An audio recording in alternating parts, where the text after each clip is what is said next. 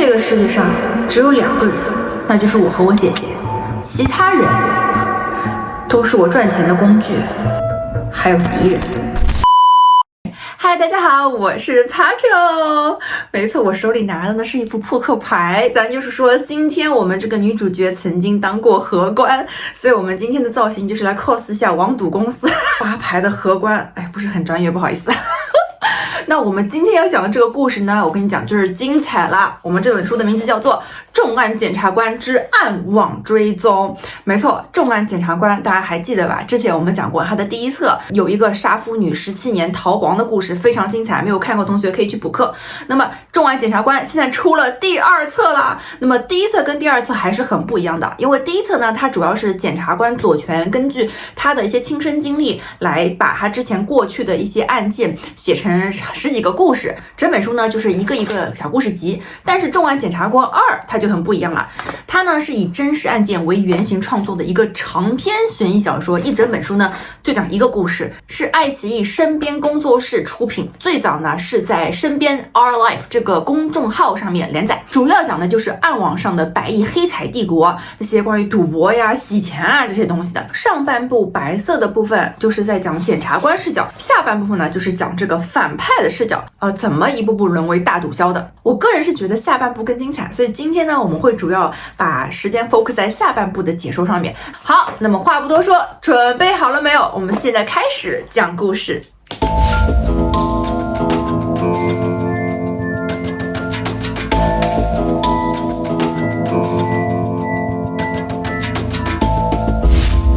故事开始的时候呢，我们的女检察官淑瑜刚被调到网络犯罪调查组去调查一个怪案。这个案子呢是关于一个赌博网站，非常庞大。这个网站的名字叫做九凤国际。书里就写，据公安部门统计，截止案发，这个名为九凤国际的赌博网站已拥有注册会员10万余人。那民警就说，通常来讲，赌博网站的这些嫌疑人，他们抓到的都是狗推，也就是网赌代理啦。但是这一次落网的2个嫌疑人呢，很奇怪，男的呢叫赵良，是这个网站的技术人员，女的呢叫杨若楠，是这个网站发牌的美女荷官。但是作为这个网站的主力，那些狗推的代理大部队，还有涉案资金都流向哪里等等很多细节，警察暂时还没有头绪。很显然，幕后大佬现在还在逃亡当中，所以面对这2个已经抓到的嫌疑人员呢，淑瑜就展开了审问。男的赵良态度就非常恶劣，意思就是说，反正我的这些技术都是搞得很干净的，谅你们也没有办法拿我怎么样。那么淑瑜呢也不是吃素的，就跟他来回过招。反正搞到后来这个叫赵良的男的就说，我要检举揭发，我要揭发那个杨若楠，就是跟他一起被抓到的那个发牌的美女荷官嘛。赵良就说，我怀疑他和幕后大佬 Shadow 有直接关系。那么这时候就牵出了本书最重要的一个角色 Shadow。 长话短说，我直接帮大家提炼这个九凤国际它后面其实有4个大股东。第一个呢就是这个赵良所说的 Shadow， 大家都知道 Shadow 的意思嘛，就是影子。这个角色就和影子一样，来无影去无踪，到后来所有的合伙人都不知道这个 Shadow 到底是谁。那么另外3个人分别叫做魏恒军、李卓群、胡晨。后来淑瑜去提问这3个人的时候呢，每个人眼里看到的 Shadow 都是不一样的。魏恒军凭借经验猜想 Shadow 是福建籍男子，胡晨也认为 Shadow 是他的福建老乡，因为聊天中多次出现过他的家乡俚语。但是李卓群则一口咬定 Shadow 呢是个英国人。反正这几个男的对 Shadow 呢就是又爱又恨，因为中间还有很多黑吃黑的事情，所以他们一度就是被 Shadow 玩得团团转，这就给办案带来了很大的难度。说回刚才赵良检举的那个女的杨若楠嘛，赵良的供述他就说这个杨若楠很有问题，因为2018年的时候呢，网站就决定在中国内地选一批模特飞赴马尼拉，因为这个公司后来 base 在马尼拉嘛。表面上说这些模特都是选去当美女荷官的，但其实这个赵良说这些就是送去选妃的，到后来他们都会作为奖品去奖励给那边的男人。可是11个人到了马尼拉之后，因为杨若楠她很有姿色嘛，大家都对她虎视眈眈的， Shadow 就通过各种方法阻挠，不让别人去碰这个杨若楠，没有经过其他筛选就直接把她升到了贵宾厅，不让别人碰她，这就让其他人很不爽了。赵良就说了，如果这个杨若楠和这个 Shadow 没有那种关系的话，为什么这个 Shadow 要这么罩她呢？显然这个女人肯定和 Shadow 是有一腿的。那么对于赵良的这个检举揭发杨若楠却非常淡定，他就说赵良就是因为喜欢她追他一直爱而不得，所以呢往他身上泼脏水。至于 Shadow 他根本跟他没什么关系。那么舒玉呢就若有所思，因为根据其他狱警的供述，这个杨若男在里面的行为也非常的让人看不懂。他刚到没多久呢，就成为了牢房里面的大姐大，就是谁看到都害怕，敬他3分的那种大姐大。大部分的时候他都非常安静，在干嘛呢？在看书。看什么书呢？看刑法。他的种种行为让人觉得他不是一个那么简单的发牌的美女荷官。总之后来这上半部就有各种抽丝剥茧的调查，包括舒玉他们一群人飞赴马尼拉，对这个 Shadow 的身份进行了一个深入调查。简而言之，我来给大家一个大剧透，调查到最后，大家发现这个 Shadow 她竟然是个女人，就是把暗网里面这些老奸巨猾的男合伙人玩得团团转的这个 Shadow， 她竟然是名女性。她的真实身份叫做杨若薇，而她就是杨若男的妹妹。我看到这里的时候，一整个就是这大震惊，就是万万没想到 Shadow 是个女的了。而杨若男根本不是什么大佬 Shadow 的情人，而是他的亲生姐姐。这一发现惊呆了众人。那被抓到之后呢，杨若薇的态度呢也非常淡定自若。舒玉就跟他说，你以为黑钱洗干净了就能安全挥霍？我希望你好好反思一下，不要为今天的态度而感到后悔。我不会感到后悔，不管是开赌场还是别的事情。那你有想过那些受害者，他们因为你倾家荡产，那是他们自愿赌的，跟我有什么关系啊？这个世界上只有2个人，那就是我和我姐姐，其他人都是我赚钱的工具，还有敌人。敌人这个词就像是一颗子弹，只要脱口而出，就让杨若薇的眼神变得无比怨毒，好像舒瑜跟他结下了血海深仇。在询问笔录上签字、按手印时，杨若薇仍然抬着头，只是眼睛向下飘了飘。也许他认为这是他和检察官的博弈，低头就意味着投降，可他从来不会输。那这个杨若薇和她的姐姐杨若男到底经历了什么？为什么会变成后来的大毒枭呢？这个事情还得从他们小时候说起。2姐妹呢也很苦，跟着母亲改嫁，结果呢母亲呢又早逝。2012年，继父想要强暴杨若薇的时候，姐姐用啤酒瓶打爆了继父的头。杨若薇也再也不想在这个家待下去了，带着姐姐2个人就逃出了这个家。逃出家之后，2个女生没有地方存活呀，姐姐还在发愁，心比较狠的杨若薇就说没有别的办法可以活下去了，只有一条路，这条路就是捞偏门。2014年，姐妹俩呢，在一个边境的地下赌场做起了美女荷官，但是在这种地方呢，经常就是被那些赌客卡油。在这个期间呢，姐姐杨若男在这个地方看上了一个男人，她觉得这个男人挺老实的，想要不要就是干脆跟这个男人过日子算了。但是妹妹杨若薇觉得这个世界上有哪几个男人是靠得住的，让她姐姐千万不要动用心思。但是姐姐杨若男呢，就相对比较老实，就跟杨若薇说，我让他再介绍一个老实一点的朋友给你。女人到了该结婚的年龄还是要结婚，我们总不记得做这个事情做一辈子吧。这个时候，杨若薇就开始复盘自己的过去了，说了一句什么？杨若薇复盘着过往的经历，尝试找到跟法律出签的方法。偶然间，她想到自己和姐姐作为荷官，在赌场频繁地遭受性骚扰和性别歧视，甚至还想起了有赌客当着他们的面表达的轻蔑。他们这些女的就只能发牌露胸，还能干成什么事？杨若薇忽然意识到，赌博网站近90%的赌客均为男性，而且在常人的经验中，庄家通常也是男性。假若利用这种认知偏见，将自己扮演成一名40岁左右的男人，就有一定的概率逃脱侦查。即便只有1%的胜率，他也想赌这一把。只是在网络中扮演男性庄家，从不露面，到时必然会引起合伙人们的怀疑。杨若薇为此想到一个简单粗暴的方式，只要钱给的够多，诱惑够大，再理性再谨慎的人也会被冲昏头脑，乖乖的上我的钩。那些干灰产的只想要钱，不会管上头的老板到底是谁。在这个过程当中，他有了一个念头，就是既然他想开个赌场，他就要去博彩行业最发达、最混乱、最容易出头的地方搞。于是他决定前往马尼拉。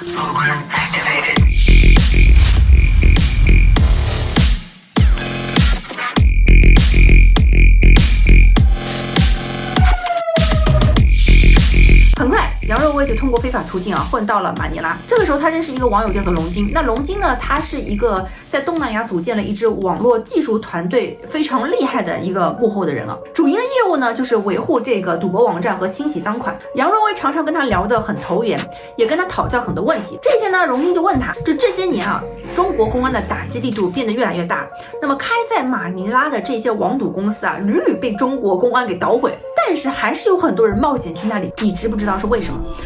是不是因为马尼拉方便洗钱？聪明，很多人之所以看重马尼拉，就是因为它洗钱的方法四通八达，到处都是地下钱庄可以搞汇兑，还有很多像我们这样帮赌场搞洗钱的地下工作室，五花八门的洗钱手段到处都是，还有很多老板要确保2次洗钱，钱要干净的，滴水不漏。那杨若薇听了之后就若有所思，的确，龙金的话点醒了他，即使他将来可以在马尼拉开出赌场，但是如果这个钱洗不干净，那么再多钱也是白搭，没有办法正大光明的用出去，所以他必须在开赌场之前学会一个重要的技能，就是如何洗钱。于是他就在笔记本上写下了很重要的问题：他的这家赌博公司什么时候开，准备开多久，需要利用谁，又需要除掉谁，他呢就巨细无遗的写下来。作为一个还没有办法触及到其中核心门道的人，最简单的方式就是他先去这种公司里面打工工作一下，来偷师里面的运作方式。所以呢，他决定先搞一个假身份，然后在马尼拉这些网赌公司里面找一份工作。他去搞了一个假的身份证，名字叫做张涵。这个人呢，以前就是上学的时候霸凌过他，这么多年过去了，杨若薇还是记仇在心，所以呢，决定用假身份的时候，他就是上网把他这个同学的身份给扒了下来，用他的假名，打算在马尼拉混一条路，将来就算有事情摊，也是摊到张涵的头上，他要把仇人一起拉下地狱。这里就可以看出了我们的杨若薇真的是有仇必报。总之，他拿了这个假身份证之后呢，就是去筛了一遍所有的马尼拉的这些网赌公司，当中有很多框架，简单我给大家梳理一下。反正这些公司呢，我就分为大型、中型和小型。那么太大型的这种公司，类似什么珍珠大厦嘛、索尔大厦这种，里面就是我们常常在电视里看到那种暗无天日，有很多摄像头，天天就是暴打你、凌辱你，压力非常大的这种公司。这种公司杨若薇觉得还是先不去。接下来还有一种比较知名的网赌公司呢，也是枪打出头鸟，万一警察要查的话，也很快就会查到这种比较大型有名的公司上面，这种地方他也不能去。那么接下来比较小型的那一种呢，就是那种代理的工作室，这种工作室呢又容不下他的野心，而且进去之后，底下的人都是一问三不知，他也套不出什么话，没有办法获得他的核心需求，所以最终他得出一个结论，就是他要去瞄准一家中等的网赌公司。这种公司经过公安的严打还能活下来，说明里面有点东西，然后他又不会像小型公司里面这么学不到东西，所以这种公司对他目前情况来说是最合适的。很快杨若薇就在一堆这种中等公司里面选到了一家叫做银爵，在里面呢成功应聘当了荷官。这个银爵里面有一个重要的角色叫做赵东，那么这个赵东就是一个很油腻的主管。那么这一天杨若薇换了一身黑礼服，在牌桌前缓缓坐下，按公司的要求，她调整坐姿，对准镜头挤出亲和的笑容。主管赵东就站在她的后方，一双发绿的眼睛直勾勾地凝视着她裸露的后背，好像能把她吞到眼里似的。那么杨若薇有一个室友叫做刘兰，这个刘兰呢似乎就跟其他人不太一样，她就跟杨若薇说在这个地方你不要相信任何人，因为真的是没有一个好人。还说像赵东这样的，你能离他多远就多远吧，实在是不要跟他硬来。就这样，杨若薇在银爵干了1个月，这个赵东终于忍不住了。这一天，赵东就把他叫到办公室来，就说：“你的手机里面怎么没有什么照片呢？”意思就是你们女孩子不都是喜欢自拍的吗？那么杨若薇就知道，原来他已经偷看过他的手机了。杨若薇压制着怒火，没想到这个赵东就是蹬鼻子上眼了，直接开始上手了。这个时候杨若薇再也忍不住，啪的一下就赏了他一记耳光。结果这个赵东呢就火冒三丈，大吼着把他关到了禁闭室。那么在这个禁闭室当中，就是不见天日的，完全就是那种小黑屋的感觉。人在完全漆黑的环境里面，的确是觉得有点恐怖的。那被关了很久之后，终于门打开了，来人竟然是杨若薇的那个室友，就是之前提醒过他那个刘兰。刘兰就给他烧了一碗泡面，知道他在里面受苦嘛，就说你这下真的是搞大了，那个赵东啊，你把他的耳朵给打聋了，他现在想办法就是要弄死你呢。我们姐妹在想办法，就是帮你出去，一定要扛过来，就让他把这个泡面先吃了嘛。那么杨若薇就默不作声，吃着泡面的时候，心里就在想，这个地方不能再待下去了，因为这个赵东啊，就是一颗定时炸弹，所以他决定逃。逃的时候呢，这一趴也非常的惊险啊，就是赵东带着所有人，就是拼命找他嘛，就把这个地方要掘地3尺。但是杨若薇提前已经跟外面的人商量好了，接下他的司机啊什么，他已经想好无论如何都要从这个地方出去。但是没想到赵东那帮人追得很紧，所以他就赶紧躲进了一个狭小的柜子里面。就在这个时候，赵东人进来搜了，啪，他就把门打开了。没想到开门那个人竟然又是刘兰。刘兰也很惊讶，他没有想到杨若薇跑出来，竟然还躲在柜子里面。然后他就立刻就说：“嘘，你在这里躲好，你千万不要出去，你在这里等我，等会儿他们走了，我再找你，帮你出去。”杨若薇在原地就心脏狂跳嘛，几秒之后，他决定不听刘兰的话，继续跑，赶紧出去。不宜久留，然后他就赶紧奔到了楼下，没想到他在楼下又撞到了刘兰，而这一幕让他终身难以忘怀。书里这些，在前方车灯的照射下，他看见了终身铭记的画面。刘兰手上正抓着一根细长的铁链，望着他的眼神充满了惊愕和恶毒。这一刻，杨若薇彻底反应过来，刘兰是想拴住柜门的那2个细小把手，让他困死在这里，再让赵东主管过来瓮中捉鳖。所以才叫他待在这儿，不要乱动。刚才刘兰没有直接喊赵主管，也许是怕他日后寻仇报复，便选择了更为险恶的方法。他以为在外面隔着门锁，杨若薇就不知道那个人是他了。但没想到杨若薇干脆就没听他的，直接跑了出来。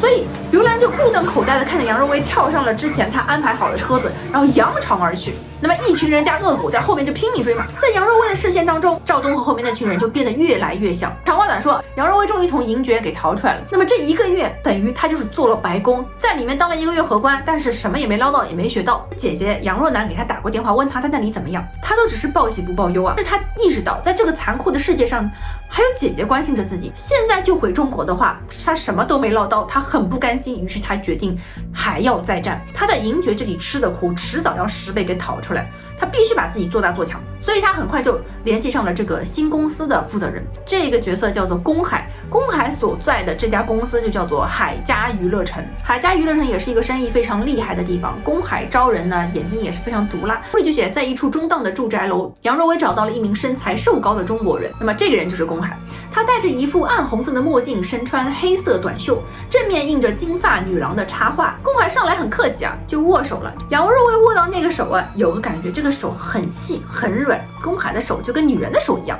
第一反应就是这个男人也不简单。那么2个人就聊开了，公海就问杨若薇为什么要来他公司。杨若薇就说了自己呢被闺蜜骗到了马尼拉，现在证件跟钱呢都没有了，很想就是先活下去，所以就想做荷官。我们这里的荷官跟你之前做的那种不太一样，我们这的竞争压力很大，人际关系很复杂的。上一个荷官比你大个几岁，哪里都吃力不讨好，混不下去，结果跟我谈了离职。这个不会，你放心吧，只要你愿意给我这碗饭吃，我宁愿少吃点，也不会跟别人抢的。再说了，出门在外，中国人总是帮中国人的嘛。你这个想法得改一改啊！这边的中国人专门坑中国人的，而且特别是你这种女孩子，要好好保护自己。啊，是。你提醒的对，你人还挺好的呢。就是因为人好，所以才吃亏呀。行了，那你收拾一下吧，今天晚上5点施工，准备好时间，别迟到了啊。于是杨若薇开始了她的新一份工作，就是在海家娱乐城的也是发牌当荷官。当荷官嘛，大家都知道有各种各样的礼服啊。那么这个海家娱乐城它的规模好像更大一点，有各式不同款式的礼服可供选择。那么杨若薇到了这个施工的地方，看到有1排衣服，荷官礼服多数以黑、蓝、黄、红为主，杨若薇穿的最多的是黑色。给赌博网站打广告的荷官模特也是穿黑色。她注意到架子上挂着一件香槟色礼服，拿起来贴在身上，望着镜中的自己，香槟色比黑色更能衬出她清冷秀丽的气质。她一度为镜中人着迷，很快又犹疑起来。她想了一会儿，把这件礼服放了回去，换上黑色礼服。他刚换回去，突然就有人匆匆忙忙进来了，拿着那一件香槟色就走，说：“哎，你别问那件啊，那件不是给你穿的，那一件有人预定好的。”杨若薇就好奇说，那这件衣服是谁的？那人就说，那件衣服是王小姐的，你可别瞎碰啊。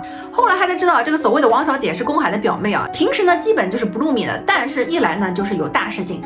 她呢就是每2年海家娱乐城会搞一次店庆活动，让那些官员坐在这个自家电脑面前，到海家娱乐城的网站来打这个百家乐的友谊赛嘛。这个时候王小姐才会出来发牌给那些人助兴。那么杨若薇其实再清楚不过，所谓的就是给官员打牌助兴，就是一场贿赂了。得知了这个王小姐的身份呢，杨若薇也是笑笑。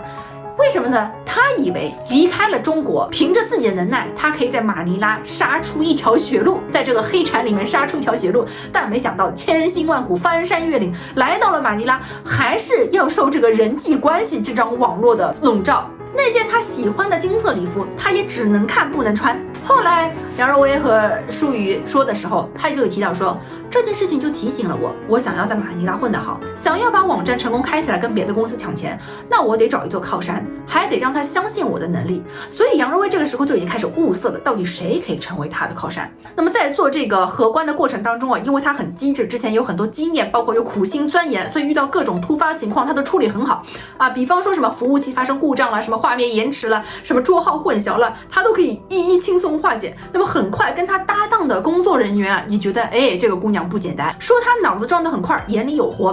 就这样，她的口碑虽然才来没多久，但很快就在这个公司里面就传开了。那么你知道的，树大招风，只要做得好，就一定有人嫉妒你。很快就有人传起了他和宫海的黄谣，就说他是因为跟宫海睡过了，所以才能够平步青云，得到这么多大家的赏识。咱就是说，任何地方想要诋毁一个女性，只要传她黄谣就可以了。但是杨若薇不吃这一套，3个月还不到，她就成了头牌，其他的女孩子就看她不爽了嘛。有一次她就是在卫生间就听到其他女孩讲她坏话，为首的就是一个叫做丽丽的女孩。这个丽丽就是看她很不爽，其他人就说，丽丽姐，你什么时候教训一下这个新来的？丽丽就说，急什么，有的是机会。没多久杨若薇回到自己的宿舍，就发现她的床上被倒满了垃圾，各种烟头啊痰啊什么的就在她的床上，好恶心。她就冷笑了一下，她想说，这就是所谓的教训吗？因为他从小到大就是被霸凌大的，不知道受过多少欺负了，他就觉得这种程度的欺负在他眼里都不叫欺负。于是他面无表情的找来了垃圾桶，把里面的垃圾雨露均沾，平均分配到每个姑娘的床上，跟他一样，都撒满了垃圾、烟头和痰。既然你们要搞我，那不好意思，大家一起搞。撒完之后，他若无其事的继续回去上班。那么这天晚上回来之后，整个寝室就炸开锅了嘛。那其他姑娘就怎么回事？好恶心！到底是谁把我的床搞成这样？那么杨若薇也混在人群里面说，怎么回事？这个时候丽丽就很凶狠的就看他嘛，意思就是说，是不是你搞的鬼？上来就指这个杨若薇嘛。杨若薇当然也知道就是丽丽在搞他，她就很淡定，她就说，我自己的床也被弄脏了，你要是怀疑我的话，不如我们去找一下宫海，反正这里他说了算，只要查一下监控，不就都知道了吗？丽丽一听到杨若薇说要找宫海查监控，立马就算了，就这点破事，我们自己整理一下不就好了嘛？都把床单拿去洗一下，下次谁最后一个走，记得把门给锁上。看着懊恼的丽丽，杨若薇心里已经升起了下一个搞她的方法。很快，2天后的9点，丽丽在赌桌上就犯下了严重的失误。大家都知道，荷官呢就是负责要发牌的嘛，你手上的牌有多少张，清清楚楚，一张不多，一张不少，都是要完全就是考验你的业务能力。那么这一天，丽丽在发牌的时候说，一上桌就觉得不对劲，手里的牌少了，这游戏不就玩不成了吗？赌客一不开心就不赌了，那么狗推就发飙了。狗推就是拉人头来的那些人，他就说，我们狗推辛辛苦苦把人拉过来，结果你们荷官牌都发不清楚，我好不容易让这个赌客充了50万的值，结果你们就搞砸了啊！不行，一定要是个说法，怎么样，整个公司就闹起来。那么丽丽也很委屈，就说，我也不知道怎么回事呀，肯定是有人在弄我。宫海就立刻派人去查了监控，结果就发现，当天的监控被人给遮起来，就什么都没有拍到。也就是说，这一次就变成罗生门啦。但是丽丽就吃了这个闷亏，因为狗推还有赌客就是吵得很凶嘛，所以也给公司造成了损失。丽丽就直接被降级了，就发配到其他的边缘部门去了。那么这样一来，所有人看到杨若薇都不敢吱声了，大家彼此心知肚明，对吧？虽然没有证据，但很快杨若薇就成了大家薇姐好，就是这样子，对她就是毕恭毕敬。那么杨若薇也秉承着人不犯我，我不犯人，对不对？既然大家现在都可以好好过日子了，那么呢，他就努力冲业务，所以他这个业务成绩就越做越好。那杨若薇所做的一切，龚海呢都是看在眼里的。每次这个龚海路过化妆室的时候，就看到杨若薇在对着镜子各种练习微笑、坐姿以及发牌的手势，他就觉得这个女人啊真的是很不简单。所以呢，后来他就把杨若薇叫到办公室，就跟他说，我们海家娱乐城从来不会亏待任何一个努力的人，你在公司的表现我们都看在眼里，我想给你定做一件你的礼服，你喜欢什么颜色你就说。大家都知道杨若薇一心喜欢那件香槟色的礼服，那条礼服在他眼中不是一条普普通通的荷官工作服，它象征着公司里的特权高级，高人一等，令他触不可及。但是他拒绝了龚海的好意，说他现在这条黑色礼服已经很合他身了。龚海就觉得这个女人啊真的是有点意思。那么杨若薇觉得是个好机会，于是趁机就跟他聊开了。其实我一直很崇拜那些洗钱的人，我觉得他们的智商真的好高啊，这钱到底是怎么洗干净的？想想就觉得很厉害。主要还是人头卡的方法。人头卡你知道吧？靠国内的卡头和马仔打时间差配合，不是跟警察抢时间，而是和警察拖时间。但是这个方法拖久了也很麻烦，所以我们现在也在想新技术。新技术那是什么呀？我有一个朋友老 K 在马尼拉推广新的洗钱技术，他想试试看这项技术是不是可以得手。他现在很缺人手，想让我推荐一些人过去帮忙。你的意思是让我过去帮忙，顺便摸清楚他的技术？你说的对又不对，我跟他已经认识5年多了，让你过去帮忙只是还他一个人情而已。你到了那儿听到什么看到什么，跟我如实汇报就行了。洗钱的技术嘛，他是不会告诉你，这种东西如果让人知道了也就不值钱。杨若薇听着若有所思，听上去这件事情可太好了，这不就是他梦寐以求的想要去学技术的一个好机会吗？但是天上哪有掉馅饼的事情呢？所以呢，他就想了想，暗开玩笑就说，这么好的事情你该不会是想把我卖了吧？结果龚海就说了，把你卖了对我有什么好处？你现在在公司可是头牌，留着你我还打算让你捞金呢。你想明白了，今天就给我答复。如果你不去的话，那我就找别人。杨若薇仔细考虑了一下，这件事情可能是会有风险的，但是他来马尼拉不就是放手一搏吗？如果这都怂了，之后还看什么赌博网站？所以最后他和龚海说，我去。至此，杨若薇正式进入了老 K 的洗钱团队，他在马尼拉的命运即将彻底改变。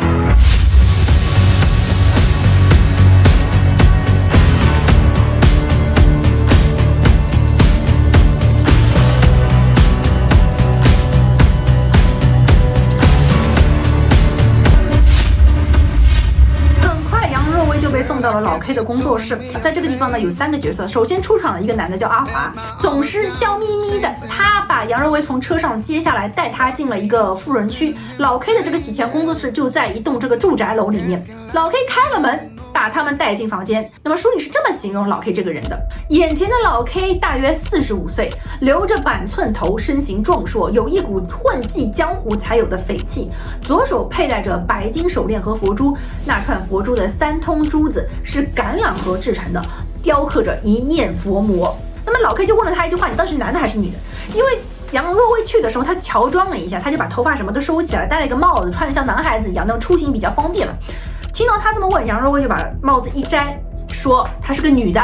老 K 就这个龚海怎么搞的，给我们搞了一个女的过来，能做成什么事情呀？反正就显得一脸很嫌弃的样子。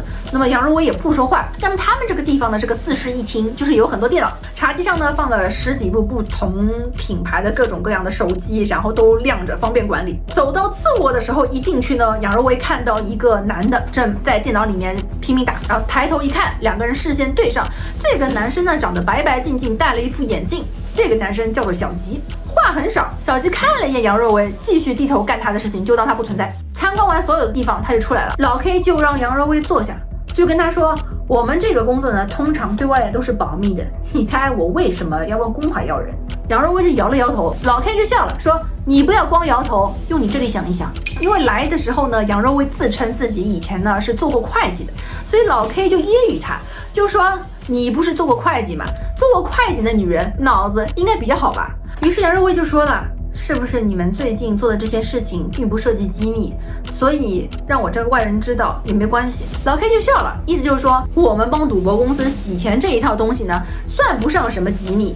同行在研究，国内公安在研究，银行反洗钱部门呢也在研究。这个月我们的工作本来快要收尾了，结果呢，帮我们做事的人自己跑去开了赌博工作室，我实在是缺人，所以就找公海帮忙了。杨若威就没有说话，在那里坐着。老 K 就打量他一眼，说：“你这个坐姿倒是有点东西，因为你们知道荷官发牌不是要坐得很挺拔的嘛。”杨若威就心里一惊，就说：“我以前参加过会计点钞比赛，当时要训练的，所以可能就是养成习惯了吧。”听到这里老 K 就笑了，说：“你也是弃明投暗了，我就喜欢在暗处，在暗处钱就赚得多一点，你说是不是？”阿华当然说是了，杨若威也跟着笑。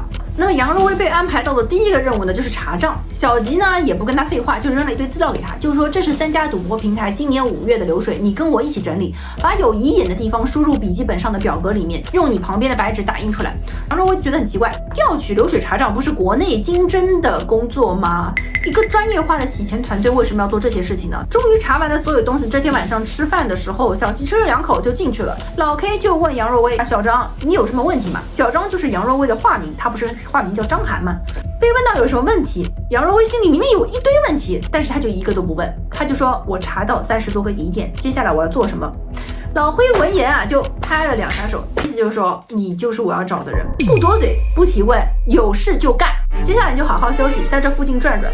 杨若威就稍稍松了一口气，然后呢就出门了。在这个富人区附近，然后有赌坊。就在他想走更远的时候呢，他一摸，手机好像没有了。好在他反应够快，发现偷他的人是一个小孩，他就揪住那个小孩，刚想抽这个小孩耳光，就看到那个孩子就是往后躲嘛，整个眼睛就很害怕。他心里就有点软了，想说算了，结果这个小女孩要走了嘛，他就把那小女孩叫回来了。有个4个字叫贼不走空，他担心这个小孩回去啊被人家受罚，所以他掏了200比索，就是他那边的钱塞给他，问他你叫什么名字。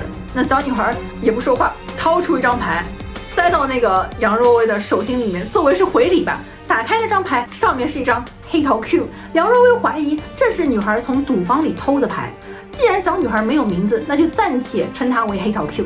空旷清寂的街上，晚风还混着有些余热，他只身往回走，想到黑桃 K 的容貌和小时候他极为相像，黑里翘，长睫毛，短头发，最像的是眼神，混杂着悲伤和倔强。总之这一晚上过去了，他就回到住所了。公海打电话来问他怎么样，老 K 那里还不错吧？然后杨若威就避重就轻，就说他也没让我干什么事情，打扫卫生，帮他们收垃圾什么的，他是不是只想要一个免费的保姆啊？公海就笑了，倒是挺像老 K 的作风。没事，你继续待着，之后还有什么事情就跟我汇报。挂了电话，杨若威就想，如果有机会知道老 K 真正的洗钱的门路，他就可以自立门户了。他回到了这个工作室，发现本来小吉该在的那个房间里面没有人，就是刚才他们办公的那个地方嘛，所以他沉默了一下，决定看看他们电脑里面都有一些什么东西。他打开电脑，发现有很多不同的赌博网站的信息，其中也包括他的老东家海家娱乐城。时间很紧嘛，他不敢动，他怕等会儿有人进来，所以他就以最快的速度就是去存了一些东西下去。突然就门把手动了，老 K 推门进来的时候，杨若威已经坐回了自己的位子。老 K 就问他今天晚上要不要喝点啤酒。杨若威说就不要了吧，这日子就过了好几天，他们一直没有让杨若威接手他们的核心的东西。那在这期间呢，他就给小吉打下手，但是做的都是很边缘化的工作。但唯一的进展就是小吉跟他之间的话稍微多一点了，因为杨若威也算是有点姿色嘛，所以他就你知道有的时候就撒撒娇呀，发发嗲呀，发现小吉这个闷炮话开始多了。有的时候呢，为了让就是杨若威可以跟他多说几句，小吉就会把他的工作拿过来一起做。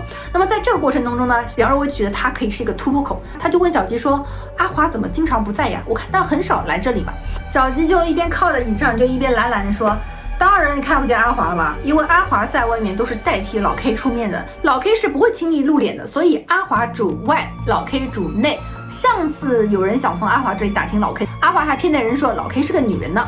然后杨若威说，是吗？是哪个台子呀？我方便问吗？我要是不方便问的话，我就不问了。小吉就说当然可以问了，那个台子叫金创汇，名字听上去挺高档的，其实是个中下档位的台子，换过很多个总代，经营的就是一塌糊涂，没人去玩。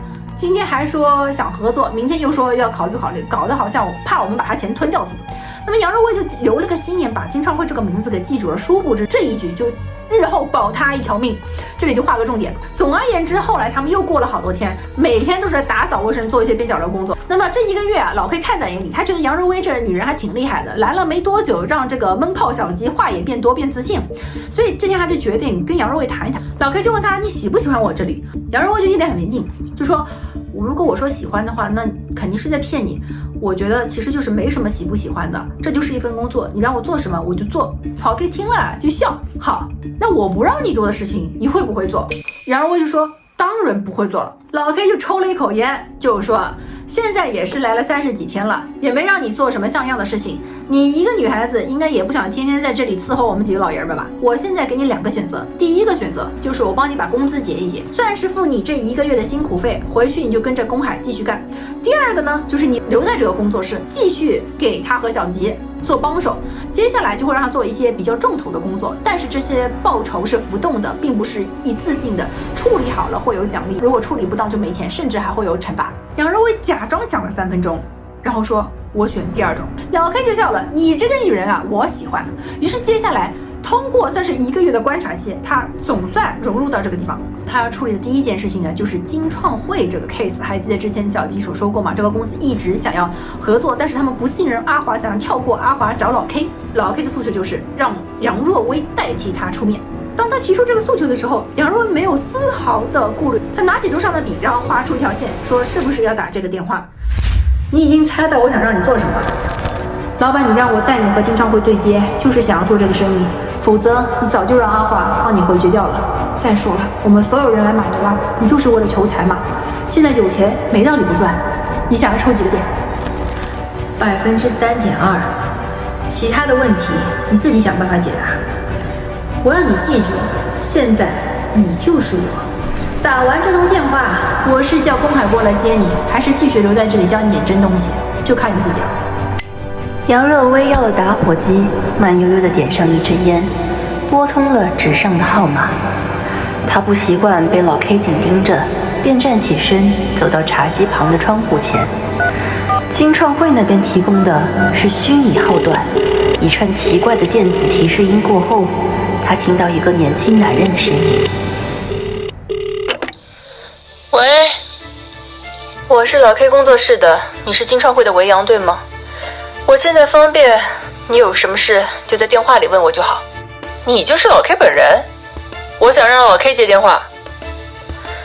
我就是老 K， 老 K 居然是个女的，看来那个阿华都没有骗我。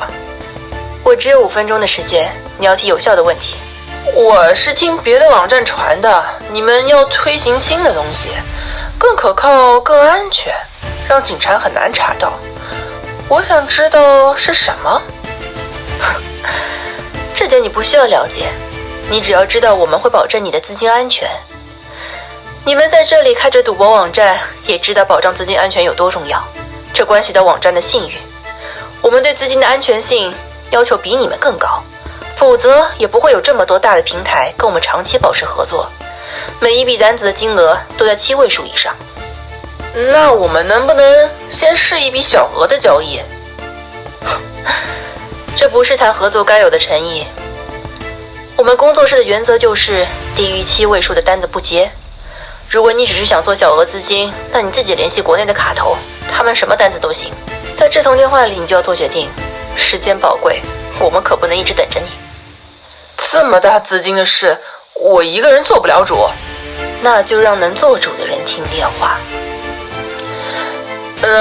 不如这样，老 K 你先让阿华用外聊拉一个群组，我把我们老板邀请进来，他同意之后你们就操作吧。通话全程，杨若薇抽了2根烟，第2根还没烧到烟屁股。她回身坐到老 K 面前，看到茶几上放着老 K 帮她斟的茶，心里便有了答案。经过金创汇这一战呢，杨若薇算是获得了老 K 的认可。老 K 郑重其事地告诉杨若薇，从今往后他的对外身份就是老 K 的贴身助手，而且他必须记住一句话，就是老 K 是个女人，他的助手也是女人，整个工作室就是一个女儿国。老 K 就看着他说，你英语怎么样？来跟我念一个单词 shadow。 杨若薇就跟着念，说自己的英语没有很好了。老 K 就说， shadow 是阴影的意思，小张你就是我的影子，以后我去哪儿你就跟着我去。听完老 K 讲这个话，杨若薇就是觉得有点怎么说呢，有些想笑。因为老 K 的年纪跟他的爸爸的年纪其实有点像，他看着这个中年男人在那边字正腔圆教自己念英语，仿佛就一瞬间恍神了，回到了小时候爸爸在教姐妹俩念英语的那个时候。但是他的父亲把他和姐姐抛弃了，眼前的老 K 也不知何时会走，纵使老 K 不会走，杨若薇也迟早把他撇下，在马尼拉做庄家才是他的目的。他想把所有这些东西排除在外，但实际上在这个工作室待的这段时间，他已经慢慢不知不觉的和这些人产生了感情，包括老 K， 包括小吉，包括那个偷东西小女孩黑桃 Q。那么时间一天天的过，老 K 也渗透给他更多详尽的关于洗钱的各方面的知识，书中这方面描绘的很详尽啊，有机会大家可以自己看一下，这个东西比较深奥。那么长话短说啊，时间又过了很久，但让杨若薇非常奇怪的一件事情就是公海已经很长时间没有来骚扰他。公海不是一开始都给他打电话问老 K 今天说了什么教了什么吗？但到后期的时候奇怪他就是不打电话来了。那么这一天杨若薇又替老 K 完成了一个大单，在这期间他们已经做了很多，所以他已经是熟能生巧，对很多东西也摸到门道了。那么做完大单大概是有300多万，大家就开了个庆功宴，晚上就喝酒吃肉，很开心，聊得非常好。那么在喝酒吃肉的时候，老 K 就灌了他很多酒呀，就敞开心扉啊，聊人生啊，聊世界啊什么的。杨若薇也有点恍神了，就这样他迷迷糊糊的睡了过去。但是到了第二天两眼睁开来的时候，发现整个世界都不一样了，人去楼空。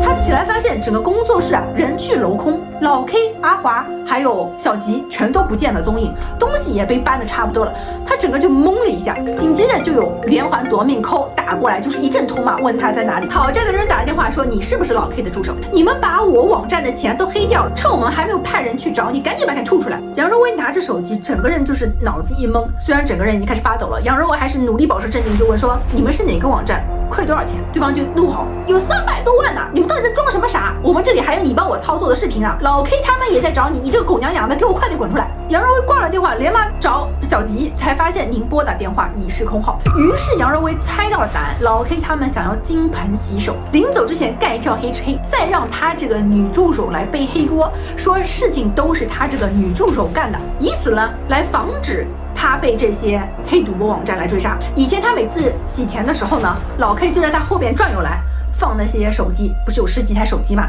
他就觉得很奇怪，为什么在他弄事情的时候摆弄。老 K 说，哎，调整位置整理一下，其实呢就是在偷拍他操作洗钱的画面，到时候就拿这个证据丢出去，就跟外面的人说，哎，老 K 的这个女助手她策反了，自己 A 了这么多钱跑路了。原来老 K、小吉还有阿华从一开始就没有把他当过自己人，就已经算好了这步棋。想到这里他就觉得浑身一冷，当务之急他只有一件事情，就是赶紧跑。但是跑去哪里了？他本来说要不要跑去报警，但是一个念头马上把他掐死了。在马尼拉的黑警有非常多，这些黑警都是跟这种网赌公司串联一气的，你要是去报警，搞不好就被送回来。但是无论如何他得逃啊。那么逃之前他在快速整理电脑，有一些他之前隐藏好的隐秘资料，他再拉出来一看的时候，突然回想所有的事情，很多东西都连上了号。2件事情让他直接就是从脚底的这个寒意窜到脑门。第一件事情就是他突然发现当时的这个金创会啊，你们还记得他的第一站就是老 K 让他假冒自己去和金创会的人谈案子嘛？其实这个案子是假的，就是跟他打电话那个人根本就不是金创会的人，而是阿华，是阿华跟老 K 在联手演戏。第二件事情，赵东和公海他们俩一开始就是认识的，关系也许还非常密切。当杨若薇从赵东这里逃走，以为自己逃离了魔窟，来到了海家娱乐城的时候，加入公海的时候，殊不知他们都是蛇手一窝的。赵东和公海是联合起来报复杨若薇的，而公海把他送进老 K 这里，也是公海和老 K 就串通好的。所以从一开始，所有人都在算计他，而他还以为自己是一关关过。看清这帮男人之后，他万念俱灰，但是现在已经没有时间让他绝望了，他必须要逃。那么之后有很大一部分很惊险的情节，在这个过程当中呢，去机场被堵住，然后因为很多黑警了，然后去富人区他也去不了。后来帮他的人是谁呢？竟然是黑桃 Q。黑桃 Q 告诉杨若薇，如果他实在没有地方去，贫民窟那个方向有他可以去的地方。杨若薇一开始不想去，但实在是没有办法，哪里都去不了。最后他逃向贫民窟的时候呢，在那个犄角旮旯的地方发现一个很熟悉的书包，就是黑桃 Q 以前背过的一个他看到过的一个书包。他进去时候才发现有一个大妈叫做莱利大妈，还有一个男孩就用英语跟他说了，我们之前收养过一个小女孩，她说你帮过她，所以你现在有麻烦的可以暂时在我们待着。在最艰难的时候呢，姐姐给杨若薇打了一笔钱，把所有的积蓄打给她。她知道杨若薇在外面肯定最近出了事情，杨若薇看着姐姐打来的钱，不想就此收手，他决定要绝地反击。因为此前他已经秘密介入了老 K 的密码，所以他再次就是打开了境外聊天软件，里面有很多之前老 K 工作室里面的客户嘛，外界都在传他的女助理黑他钱跑了嘛，所以很多公司都不敢再给他做生意了，已经很多公司退出了。那么剩下的这一些就是还在怀疑老 K 到底行不行的公司，杨若薇就仔细分析了他目前的这个处境。老 K 连夜跑路，把吞黑钱的帽子扣他头上，工作室的名头却还在。他不知道更改后的新密码，也不能对外宣布工作室解散的消息，否则就坐实了他和这个女助理串通一气，反而会吸引就是尊冠的火力，就是被欠300万的那个公司嘛。所以杨若薇决定，老 K 留下的工作室不仅要开，而且要高调的开。既然老 K 曾经让他做他的替身，那他就要把这个老 K 的身份做到底，做到穿。他就用老 K 的语气来和剩下的这些客户交流，剩下的人就说：“你真的是老 K 吗？”那么杨若薇就以老 K 的身份说了：“我老 K 行走江湖这么多年，你们信我的人，我感激。没错，的确，我们的工作室被人暗算了，我们现在也在想办法。但是如果你们愿意相信我的话，我一定会给大家一个公道。对于所有信任我们的人，我们的手续费直降0.8%。那么经过这一系列操作呢，仍然有人愿意相信他，所以杨若薇就用老 K 的这个身份继续洗钱。当然他知道这个不是长久之计，因为迟早还是要穿帮的嘛，所以他在这个时候已经开始谋划他自己的赌博网站了，这也就是九凤国际的前身。紧接着，杨若薇就利用他这段时间积累下来的所有资源，迅速扩张。他以 Shadow 的这个身份成立了九凤国际。书里写道，九凤国际正式成立的那天，杨若薇戴上了 V 字仇杀队的白色面具，镜中的怪人透出诡异的邪笑。从这天起，他不再是老 K 的影子，开始扮演阴灵本身，一个从未真实存在的人。根据他的设定，这个伟人 Shadow 是一名说话带有闽南口音的男性，还会说一口流利的英语。为了练出纯正的发音，杨若薇每天对着镜子练习矫正。念到 Shadow 这个单词，面具的下巴滴落水珠。他把坏笑的面具摘下，拭去脸上的泪痕。在面孔和面具的一哭一笑间，他静卧在更浓烈的悲伤中。到头来，他依然要隐匿在阴影之中，见不得光，别人也看不见他。在他饰演一个虚无的幽灵的同时，他自己也引入虚无，沦为幽灵本身。那九凤国际成立之后呢，杨若薇就新仇旧恨一起算。龚海后来去了另外一家赌博代理公司，可是没有东山再起，而且当地的黑帮洗劫了这些工作室，龚海的脑部受了重创，至今生死未卜。那至于赵东呢，杨若薇后来找黑帮去把赵东给暴打一顿，重点照顾他的肾脏和下体，还拍下他鼻青脸肿的照片。书里就写道，看着昔日仇人被打到尿失禁，对镜头哀求着，杨若薇没有一丝笑容，只是久久地望着电脑屏幕。然后他默默地站到窗前，走进灰暗的回忆，特殊的礼服、性骚扰和黑屋拘禁都随着香烟的雾气飘散在空中。他再也不是那个受人欺凌的荷官了。成立了九凤国际之后，他又和我们故事开篇提到的魏恒军、李卓群、胡晨等人以各种方式进行了合作，但是这些男人呢都不知道 Shadow 的幕后身份其实是杨若薇这个女人。九凤国际越来越蓬勃向上的这个过程当中呢，杨若薇也意识到，如果一直把姐姐杨若楠放在国内不是个好事，因为杨若楠后来不是跟之前看到那个老实人在一起了嘛，结果那个老实人根本就不老实，反正两个人吵架之后动手打人呢，然后就变成恐怖情人，各种骚扰，包括杨若薇走了之后，国内很多的追债的人都是在找杨若楠，就是找姐姐嘛，所以他想把姐姐接到马尼拉来，可以照顾她。那么在这个过程当中，但是他又不能太明，所以他就以这个九凤国际来招那个模特的这个名义，让把杨若楠安插在其中。所以杨若楠到了那，直接被 Shadow 一路点名升到了贵宾厅，其他男人就开始嫉妒了嘛。这就是为什么开头赵良他会去说我要检举揭发杨若楠，他跟 Shadow 肯定有一腿，大家都以为杨若楠是 Shadow 大佬的情人，没想到根本就是他的亲生姐姐。但是前往会不会疏而不漏啊？最终杨若薇还是在被中国公安打击的这个过程当中啊，一群人全都落马。打打他们的这个过程啊，前半部讲的非常详细，有机会大家可以看一下书。那么故事的最后，作者这样写道：接受承办检察官舒瑜的第2次讯问时，杨若薇精神恍惚，喊了他2遍，他才回过神来。杨若薇告诉舒瑜，他刚才好像经历了濒死体验。他看见自己头戴 V 字仇杀队的白色面具，在马尼拉这座黑产圣地翻手为云，覆手为雨。记忆清晰浮现，他置身于命运的赌桌前，拿到手的扑克牌是一张张熟悉的面孔：赵东、公海、老 K、莱里大妈、黑桃 Q、吴佳、魏恒军、李卓群和胡晨，还有他挚爱的姐姐杨若楠。面对铁证，杨若薇侧过头，深长的目光投向了铁窗之外，对舒瑜说：如果我还有重选的机会，我想和姐姐开一个小杂货店，平安地度过这一生。可是不能重来，成也 shadow， 败也 shadow， 我一直都活在阴影中。这也许是他的宿命，耗尽心血想逃出阴影的遮蔽，却闯入更大的黑暗，永难逃离。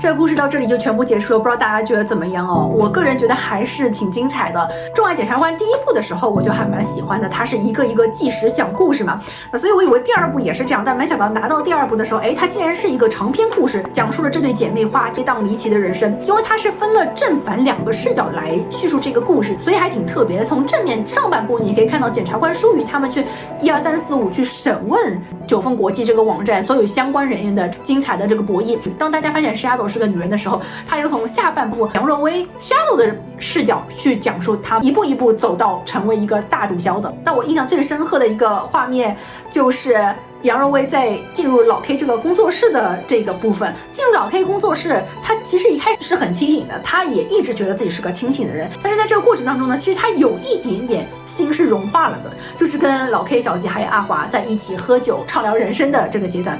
但是没想到第2天眼睛一睁，发现大家人去楼空。然后当他去看到所有资料里面，甚至知道这个局势一早就盘好的时候，他整个人就懵了。就连小吉，他以为是自己攻略的小吉，没想到小吉一开始就是在玩他的。后来他本来要逃之前呢，他打开那个冰箱，他发现冰箱里面还有他冰的那个冰块。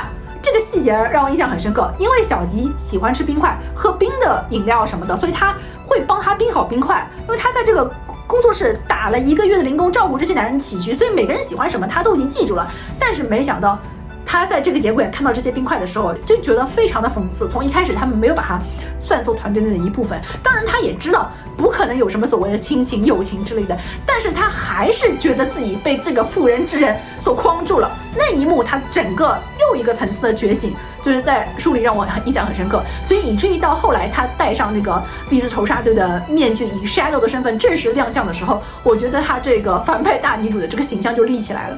总而言之，还是蛮推荐大家去看看这个故事的。那今天的视频到这里差不多就结束了，不知道大家还喜不喜欢看这种泛现实主义题材的悬疑作品？如果有什么好看的，也欢迎大家给我推荐。还想看什么其他的故事，也欢迎告诉我。那我是 Parker， 我们下个故事的精彩世界再见吧，拜拜。